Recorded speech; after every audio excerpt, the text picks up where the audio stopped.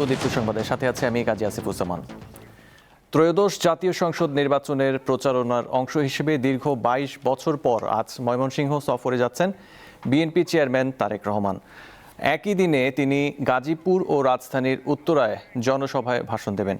সফরসূচি অনুযায়ী বেলা ২:৩০টায় Mymensingh circuit house মাঠে আয়োজিত জনসভায় প্রধান অতিথি হিসেবে ভাষণ দেবেন তারেক রহমান।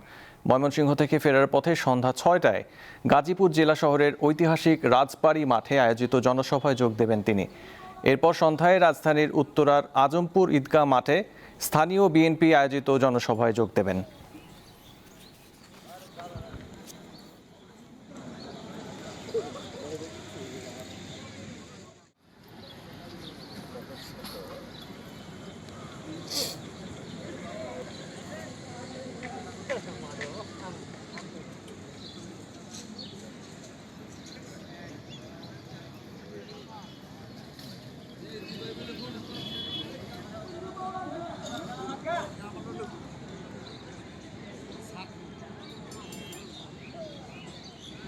আমাদের ময়মনসিংহ বিভাগে উনি আসছেন, এটা আসলে আমাদের আনন্দে বলে প্রকাশ করতে পারবো না। আমরা খুবই আনন্দিত। আমাদের ক্ষুদ্র জাতিগোষ্ঠীর মধ্যেও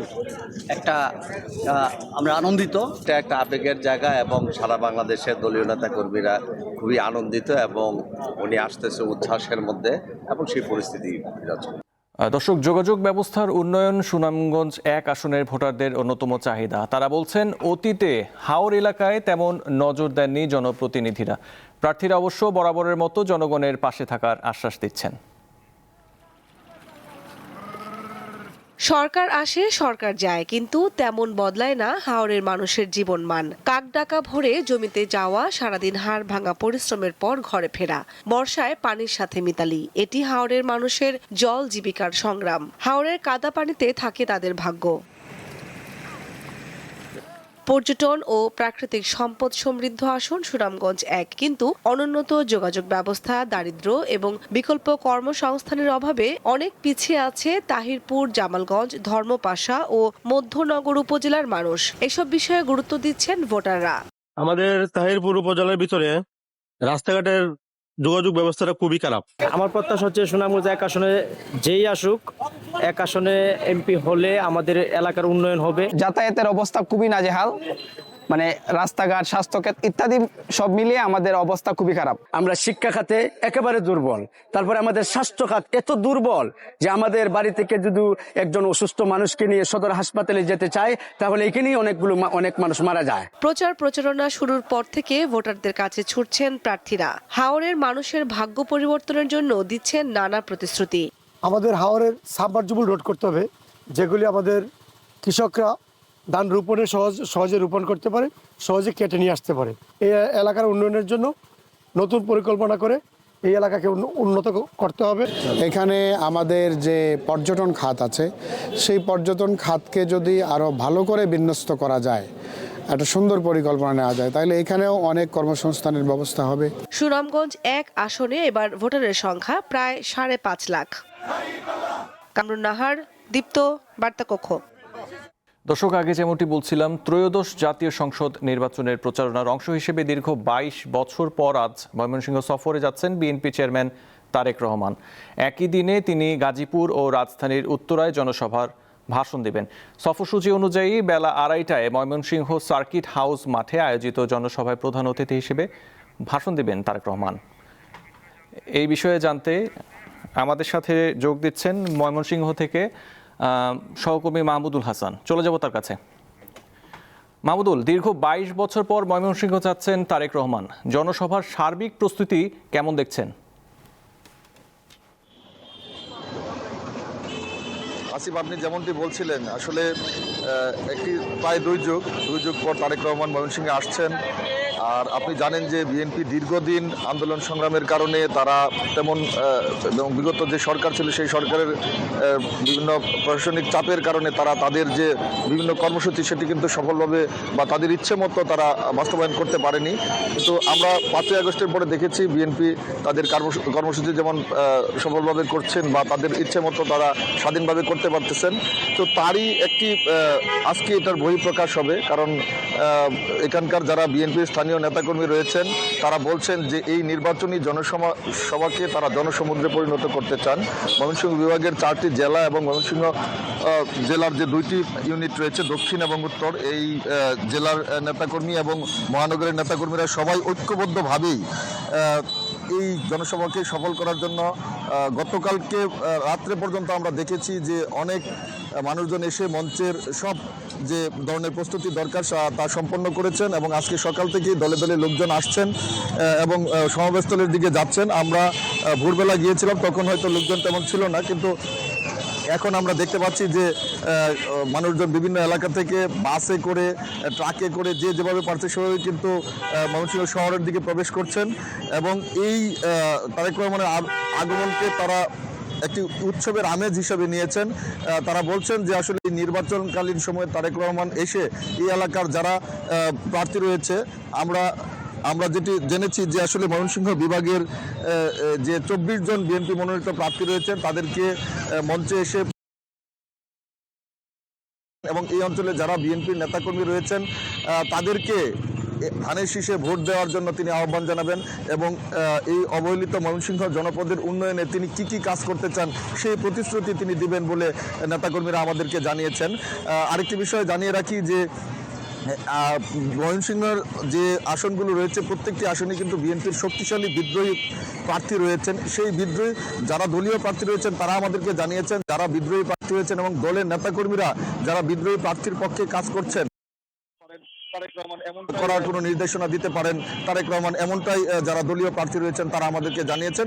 অর্থাৎ এই তারেক রহমানের এই আগমন তাদের এই ময়মনসিংহ বিভাগের সকল প্রার্থীদের বিজয়ের একটি, যারা বিএনপির মনোনীত প্রার্থী রয়েছেন তাদের বিজয়ের একটি দ্বারপ্রান্ত সূচিত হবে আজকের এই দিনে, এমনটাই প্রত্যাশা করছেন বিএনপির যারা মনোনীত প্রার্থী রয়েছেন তারা।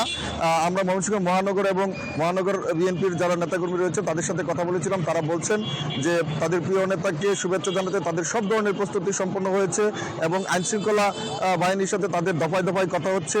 যেহেতু অনেক বেশি মানুষের সমাগম হবে সেজন্য আইনশৃঙ্খলা বাহিনীর তৎপরতাও কিন্তু আমরা সকাল থেকে দেখেছি। প্রতিটি মোড়ে মোড়ে পুলিশের বাড়তি টহল রয়েছে, এছাড়া সমাবেশস্থলের আশেপাশে পুলিশের টহল আমরা দেখতে পেয়েছি এবং প্রশাসনের পক্ষ থেকে জানানো হয়েছে যে নিরাপত্তা নিয়ে কোনো শঙ্কা নেই, তারা সব ধরনের নিরাপত্তা নিশ্চিত করেছেন বলে আমাদেরকে জানিয়েছেন।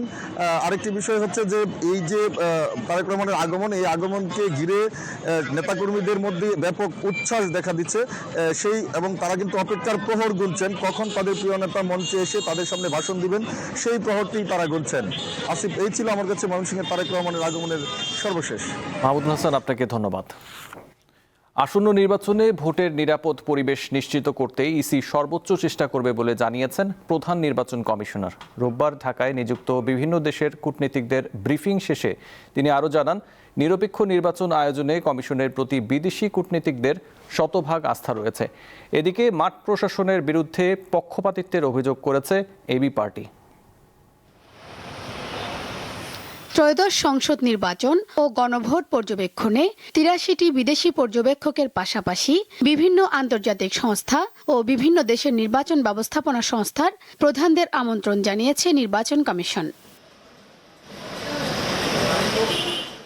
এরই ধারাবাহিকতায় রবিবার সকালে সংসদ নির্বাচন ও গণভোটের প্রস্তুতি সম্পর্কে জানাতে রাজধানীর একটি হোটেলে বাংলাদেশে নিযুক্ত বিভিন্ন দেশের রাষ্ট্রদূত ও কূটনীতিকদের সাথে বৈঠক করে ইসি।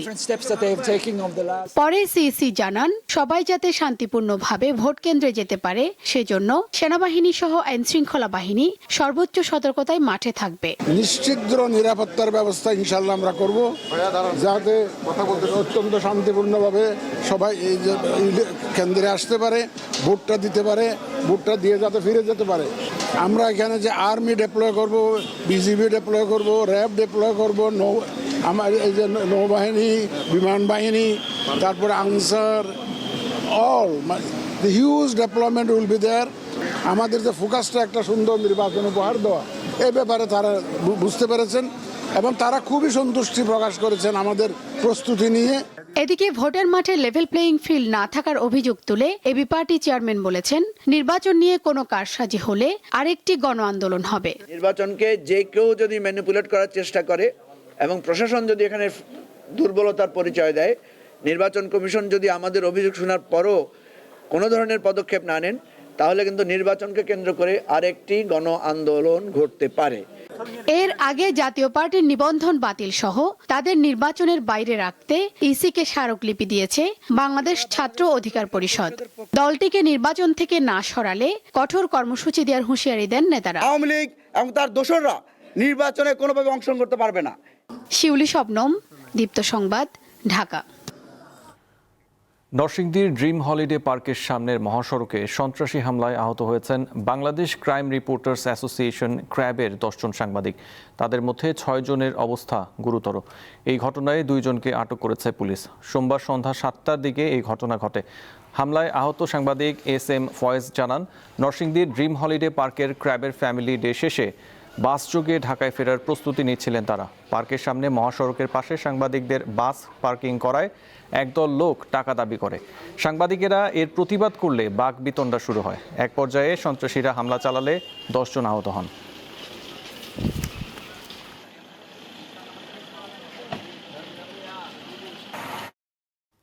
এবার আন্তর্জাতিক।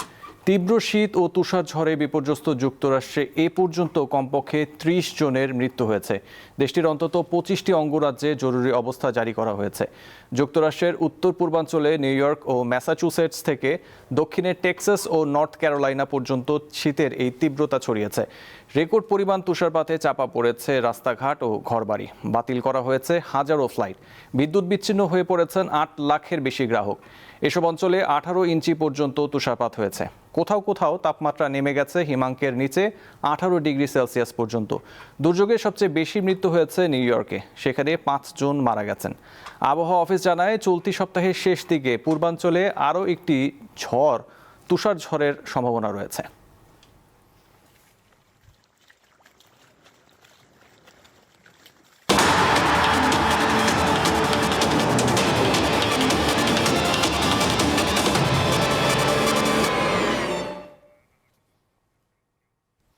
আসন্ন টি-20 বিশ্বকাপের জন্য শাই হোপের নেতৃত্বে 15 সদস্যের দল ঘোষণা করেছে ওয়েস্ট ইন্ডিজ। চূড়ান্ত দলে জায়গা হয়নি তারকা পেসার আলজারি জোসেফের।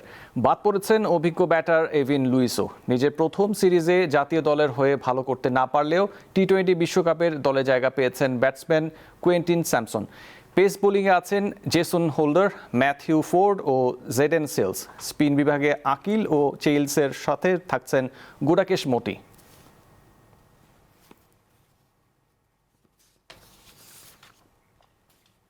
3 ম্যাচ সিরিজের শেষ ওয়ানডেতে দুপুরে মাঠে নামবে ইংল্যান্ড ও শ্রীলঙ্কা।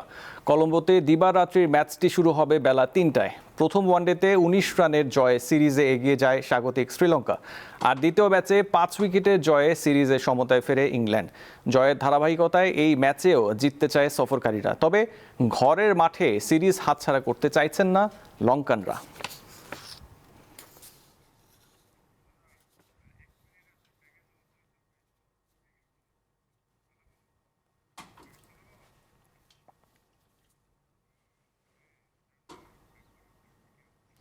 নির্বাচনের পর দেশে আন্তর্জাতিক রাগবি টুর্নামেন্ট আয়োজন করতে চায় ফেডারেশন।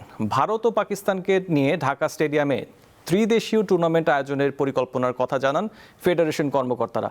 পাশাপাশি দেশে রাগবি খেলাকে আরও নিয়মিত করার লক্ষ্যে এশিয়ান রাগবির বিভিন্ন প্রকল্প বাস্তবায়নের কথা জানান কমিটির সদস্যরা।